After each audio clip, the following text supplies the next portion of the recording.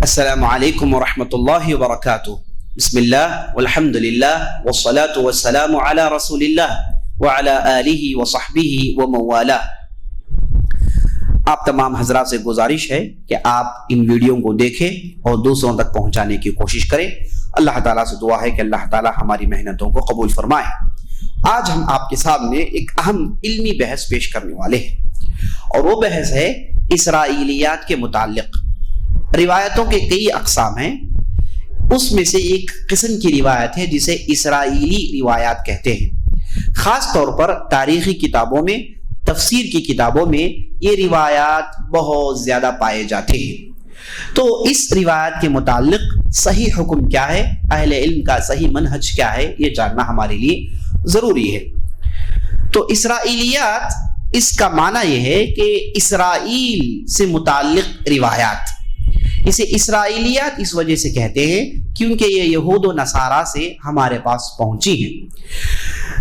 صحابہ کے زمانے میں کئی ایک ایسے لوگ تھے جنہوں نے اسلام قبول کیا اور جو تابعی بن گئے، جن کا مرتبہ اپنے پرانے مذہب میں بڑا بلند تھا، جیسے کعب الاحبار ہو گئے، وہب بن منبہ ہو گئے۔ یہ تابعین تھے، بلکہ تابعین کے سرداروں میں ان کا شمار ہوتا تھا، لیکن یہ پہلے یہودی تھے یا پھر عیسائی تھے۔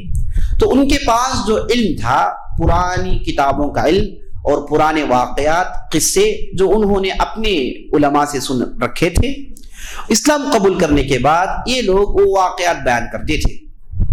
کعب احبار کے تعلق سے آتا ہے کہ عمر بن خطاب بھی کبھی ان واقعات کو سنا کرتے تھے۔ تو یہ جو واقعات بنی اسرائیل سے ہمارے تک پہنچی ہیں، ان واقعات کو، ان روایات کو اسرائیلی روایات کہتے ہیں۔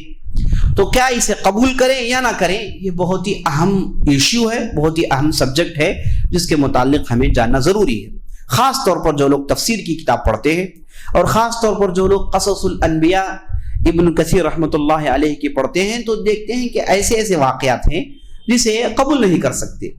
اور ابن کثیر رحمۃ اللہ علیہ ایک اشارہ کر دیتے ہیں کہ یہ واقعہ اسرائیلیات میں سے ہے۔ جب انہوں نے اسرائیلیات کہہ دیا تو انہوں نے اپنی ذمہ داری پوری کر دی، ہم کو بتا دیا کہ یہ اسرائیلی ہے، اور اسرائیلی روایت کے ساتھ کیسے معاملہ کرنا چاہیے اہل علم جانتے ہیں۔ تو اسرائیلی روایت کے ساتھ معاملہ کرنے کا طریقہ یہ ہے کہ یہ 3 قسم کی روایت ہیں۔ پہلے قسم کی روایات جو ہماری شریعت نے اسے قبول کیا اور نبی صلی اللہ علیہ وسلم نے اسے مانا، جیسے ہم دیکھتے ہیں بخاری شریف کے اندر آپ صلی اللہ علیہ وسلم جرج نامی ایک صاحب کا ذکر کرتے ہیں، طویل حدیث بخاری کے اندر موجود ہے۔ اسی طریقے سے بخاری ہی میں آپ دیکھیں گے قصص الانبیاء کے چیپٹر میں، اس میں آپ صلی اللہ علیہ وسلم نے بہت سارے اسرائیلی واقعات کو بیان کیے۔ تو جب نبی صلی اللہ علیہ وسلم نے اسے بیان کر دیا، گویا کہ اس پر ٹھپا لگ گیا ریکگنیشن کا۔ تو ایسی روایات جسے ہماری شریعت قبول کرتی ہیں، اسے قبول کرنے میں کوئی حرج نہیں، بیان کرنے میں کوئی حرج نہیں۔ دوسری قسم کی روایات یہ ہیں جسے ہماری شریعت قبول نہیں کرتی، بالکل ہمارے شریعت کے خلاف پڑتی ہیں۔ ایسی قسم کی روایات کو ہم رد کریں گے، جیسے کہ ہم اسرائیلی روایات میں دیکھتے ہیں کہ انبیاء علیہ السلام کے ساتھ بدسلوکی اور گستاخی کی جاتی ہے۔